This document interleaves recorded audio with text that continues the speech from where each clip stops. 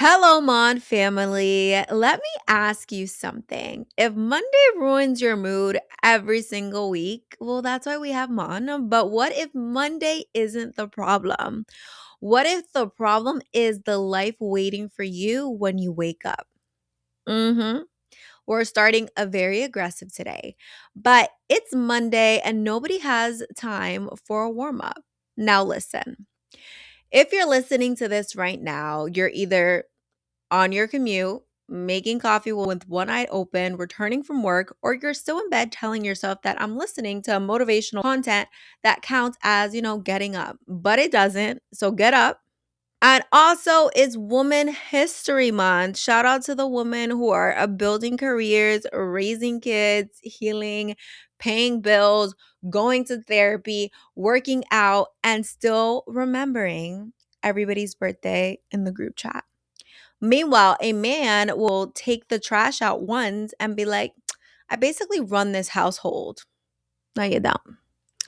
But here's the thing about Mondays. Mondays have a terrible reputation that it did not earn alone. Monday shows up every 7 days, consistently reliable, punctual, and honestly, Monday has a better worth ethic than most of us.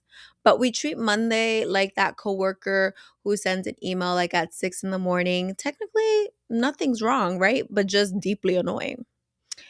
And there's actually a real thing called, the Monday morning blues, okay? And I saw this fun fact about it that they found that heart rates are the highest on Monday mornings than any other day of the week, which means we're literally dying to avoid going back to work. But here's the real question. What if Monday wasn't the problem? What if Monday is just holding up a mirror to your face? Because if you hate Monday this much, maybe the question is, how do I survive this week? Maybe the real question should be, what am I actually watering? This is MON, still showing up. Hosted by Denise.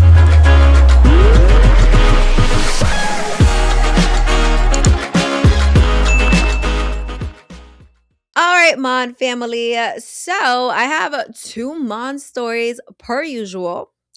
So let's get started with this first one, which now that I realize I didn't title these. So we're gonna call this extra pizza. I forgot to title them. So someone said the other night I ordered a few groceries on the delivery app. Same because I've been doing that all the time. Nothing crazy, just some basic things. The notification popped up, your order has arrived. I grab the bag, bring it inside, start pulling things away, and I notice there's an extra frozen pizza in the bag. I'm sitting there like, I definitely didn't order this, but I figured maybe they mixed up an item, so I didn't think much of it. An hour later, there's a knock on the door. The delivery driver is standing there looking stressed and says, Hi, I think I accidentally left my dinner in your grocery bag. That frozen pizza was supposed to be for my kids.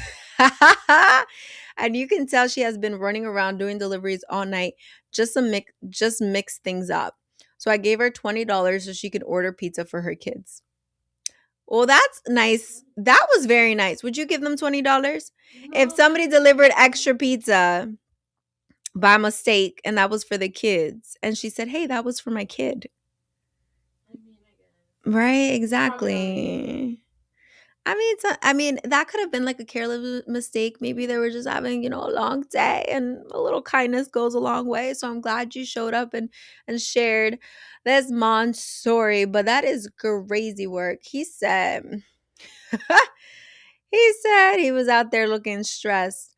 I don't can delivery drivers come back and knock for those items if they put extra items?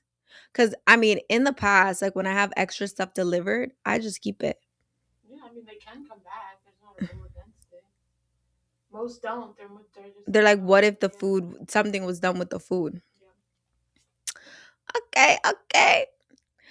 Now the second Mon story, someone said, tell me why Monday morning I locked myself out of my own house.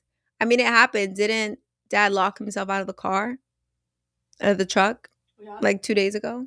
It happens. Um, Not like the oops, I forgot my keys. I mean, locked out, locked out. I locked the door, my keys were inside, my phone was inside. Yo. So now I'm standing outside my own house at 7 in the morning trying to figure out my life. The only way I can think to get back in was through the garage. So yes, I lift the garage door a little and slid under under. While I'm doing this, a little kid is walking to the bus stop, seeing me, and starts yelling, "Hey, why are you robbing that house? I'm gonna call the cops." Now I'm halfway under my garage, yelling back, "Wait, this is my house." The kid stands there staring at me like he caught the worst criminal ever, and then goes, "Well, I'm not gonna call the cops because I'm already late for school," and just keeps walking. So apparently, attempted robbery is fine as long as he doesn't miss first period. Hey, you gotta go to school. I feel like that's something Armel would do. Oh, 100%. He'd be like, She'd be like, actually, I'm running late. Bye. bye, figure that's so. On it, you know what? Those garage doors are heavy. I feel like, do they really work by you just lifting it?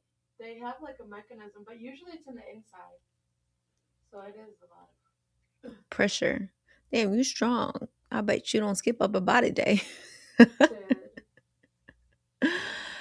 All right, y'all. Continue sharing your Mon stories. And by the time that you're listening to this, is daylight savings. So I already know I'm going to get a Mon story about how somebody, was late because we lost an hour. So I'll be waiting for that very long, detailed Mon explaining why you were late in the morning.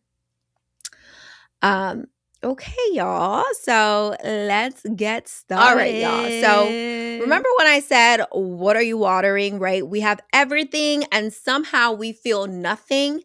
And I want to start off with Will Smith, right? In West Philadelphia, born and raised. And yes, before you say anything, Will Smith, Ali, Pursuit of Happiness. I was watching one of his shows on Hulu, is Pole to Pole. Super good, super different perspective on life. So if you have nothing to do this weekend, watch it because a lot of the inspo that I got from this podcast was from it because it would just change your whole perspective on life. Have you watched it, Mercedes? Mm-hmm. It's Pole to Pole from Will Smith. He goes to different all over the world. So he goes to the North Pole, Antarctica, and like visits like deep jungle people and different cultures. But anyways, you guys have to watch it, okay? And if you don't have Hulu, do the free trial. Dead. Just do the free trial. So he mentioned that after the Oscars, right? You know, that famous when he slapped. Who did he slap in the Oscars? Will Smith for Jada. Chris Tucker. He slaps Chris Tucker. Oh, Chris Rock. Then who's Chris Tucker? They look the same. No? No, this is Chris Tucker. This is Chris. Girl, you know they look the same. Don't play with They me. do not look the same. Just because they black? Well, once was the zebra from Madagascar, no? Chris Rock was it the zebra or the donkey? But he was also the donkey from Shrek. Yes. See? That's crazy. And he was also anyways, that doesn't matter. After the Oscars, right? The famous slap, right? The image of everything he thought he was died on live television. And he was saying this. And someone asked him a simple question was like, what actually matters to you? And he said something that I haven't, really stopped thinking and really got to me. And he said, when everything fell apart, he realized he has been performing his whole life, right? And not acting, right? He was performing, and there's a clear difference, right? Acting is an art, performing is desperation, essentially, right? He said he wanted to be big. He had the mansion, the Oscar, the career, the brand, right? Will Smith was essentially the whole category, and he said that he'd never felt more alone in his life. And now I'm not here to pile on, Will Smith. That's not the point. But the point is, he was watering the wrong things for decades, and he's not alone. Most of us are doing the exact same thing, just with a smaller audience watching, right? And if I'm being honest, I caught myself doing it too, whether it was working, posting, building, doing all the things that look successful on paper, but it still feels, kind of weirdly empty sometimes. You know what's actually sad about the world that we live in? Is that we're surrounded by people and we can still feel alone, right? We have more convenience than any generation in literally human history, and we're more burnt out than ever. We have way more options, whether that's apps, content, opportunities. And studies show we're less satisfied than our grandparents, which is crazy, right? Because our grandparents just had like three TV channels and one house phone. And then there's us. We're spoiled. We have Wi Fi streaming, food delivery, Amazon Prime, and still somehow we end up scrolling for Netflix for like 25 minutes, choosing nothing, and then going to bed irritated, right? Um, and it's so crazy because, right, when I was doing my research and, from actual scientists, not Instagram therapists, right, found that loneliness in adults have reached epidemic levels. Epidemic, right? That same word they use for disease, right? We're in a loneliness epidemic while being the most connected generation in human history, right? And something is very wrong with the math, right? The math is not mathing over here. And here's the part that gets me. As I said, I was watching Pole to Pole with Will Smith, and everywhere he went, people looked different. And in the Amazon, there's communities, right, living with no luxury, no Wi Fi, no DoorDash, no algorithm telling them what's to feel next, right? And they're some of the most happiest people on the planet. And these communities found lower level of cortisol, which is the stress hormone, if you don't know by now, than virtually anywhere else in the world, right? Lower stress, more joy, less stuff. And meanwhile, we're out here with thousands streaming options, right? Scrolling through Netflix like it's a life decision and somehow still going angry to bed. So the question is, how did we get here? Right? So now I want to tell you something about rats. Stay with me, because I already know somebody went like Mercedes, Ideli's rats on a Monday. Yes, Mercedes rats on a Monday. And trust me, it's going somewhere and it's gonna make sense. Anyways, there was a scientist back in the 1970s. His name was Bruce. And I know before Caitlyn Jenner. And the original addiction experiment, right? And it was just very simple, right? You take a rat, you put it in the cage alone, and then you give it two water bottles, right? One water bottle, regular, and the other one was drug water, right? And every single time the rat chose the drug water, every time until it overdosed, essentially. Scientists concluded this, see, the drugs are just that powerful. The substance is the problem, right? But Bruce looked at the experiment and said, you know what? Hold on. What if it's not the drug, right? What if it's the cage, right? So then he built something different, right? It's like a rat park, right? Not where your ex lives, or maybe, right? But the rat park was basically, and you're like, Delis, you're giving me so much information, right? But it was a rat paradise, other rats, to hang out with, tunnels to explore, things to do, friends, romance, rat community, basically like a rat social life, right? And now imagine the rats are like, finally, someone fixed the housing situation, right? And then he gave those rats the same choices, right? Regular water, drug water. And guess what happened? They barely touched it. The rats that had the community connection and purpose didn't need the escape, right? Which leads to the most powerful sentence that I will speak and that I ever heard was, the opposite of addiction is not sobriety. the opposite of addiction is connection. Because think about what we reach for when we're stressed on a Monday morning. The phone, the scroll, the snacks, the coffee, the drinks, the online shopping cart that we fill up, right? And never actually buy from. We're not broken though, right? We're just in the wrong cage. And that is the point that I want to make on this Monday morning. And I always like adding a little bit of Jesus, right? And Jeremiah 17 says, someone who stays rooted in the right things, it's like a tree planted by water, always growing, always green, which means if your life feels dry, check on what you planted. Right. So let me take you around the world. And no, we're not Pitbull, okay? Not Mr. Worldwide. But stay with me for a second because I know, again, somebody's listening to this and it's like, Ideli's, girl, it's Monday. Why are we traveling internationally now? So let's go somewhere different, right? And it's Bhutan. And it's a small country, up in the Himalayas, does something that no other country does, right? And they don't measure their success by GDP. They measure their success by GNH, which is gross national happiness. Have you ever heard of that? Imagine a government asking you, are people connected? Do they have purpose? Do they belong somewhere? Not, how productive are you? Or are you actually happy? Which is a completely wild concept again that was in poll to poll. And Bhutan consistently ranks one of the most happiest countries on earth. Not the richest, the happiest. And those are not the same thing, but we keep confusing them, right? And then there's different areas and different places where people regularly live past 100, right? Italy, I think Japan, Costa Rica, whatever. At first, research thought, hey, maybe they're on a diet or exercise or olive oil. I mean, olive oil gets credit for everything, by the way, right?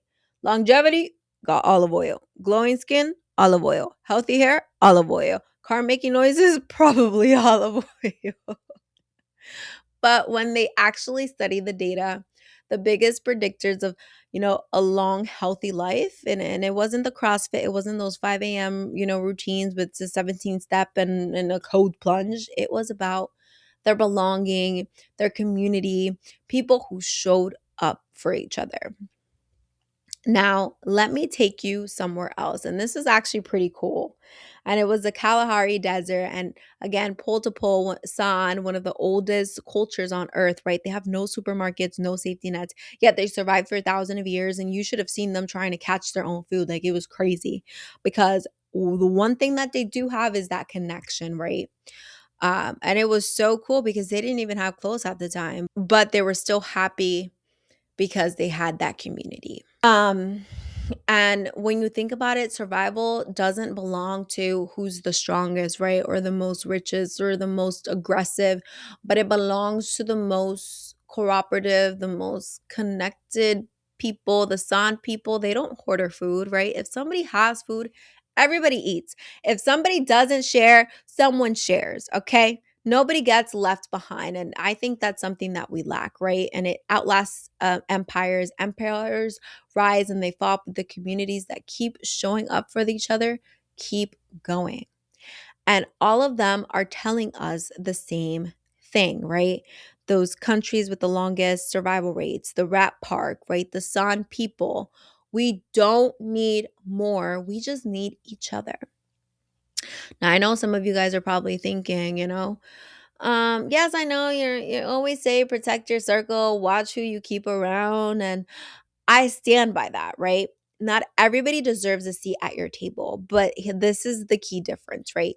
You don't need a lot of people. You just need the right ones. And sometimes I'll sit back and think, Mercedes, can you imagine how different life would be if people cared more about each other than competing with one another? Mm-hmm. Peace. Peace. Tranquility. Yes, because right now everybody's trying to win, which is a great thing, or they're trying to look successful, trying to prove something, trying to outdo the next person.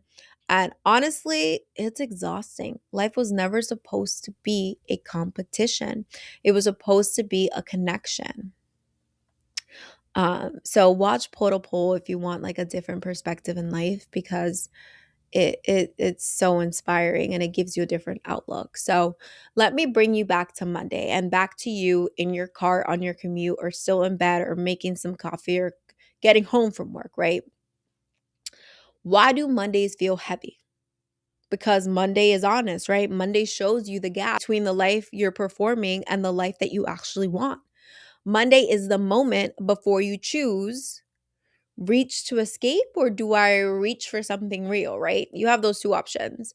And the people who actually enjoy Mondays, and I know those people exist because I enjoy Mondays, right? They're like me, they're annoying, right? But they're not the ones with the easiest jobs, right? Or the most money or the most perfect routines. They're just watering the right things. And your relationship, your purpose, your meaning, things that actually grow. And yeah, it's Monday, but you're learning what deserves your energy, learning what actually matters, and learning what finally is worth watering. Because whatever you water will grow. He who has a why can endure almost anyhow. Anyhow, any Monday, any difficult situation, any hard season, any moment where you feel like quitting. Because when you have a why, something you're building, someone you love, something you belong to, you can endure anything. And that's not motivation. That's not a quote for your vision board. Okay. That is science. That's the Kalahari Desert surviving for thousands of years. That's the human story. You need a why, and most of the time, the why isn't the thing you've been chasing. It's the thing sitting right in front of you, waiting to be watered. So here's your Monday challenge, just one thing. Today, water something real. And what I mean by that is call someone you've been meaning to call. Put your phone down at dinner. Ask someone how they're doing and wait for the real answer.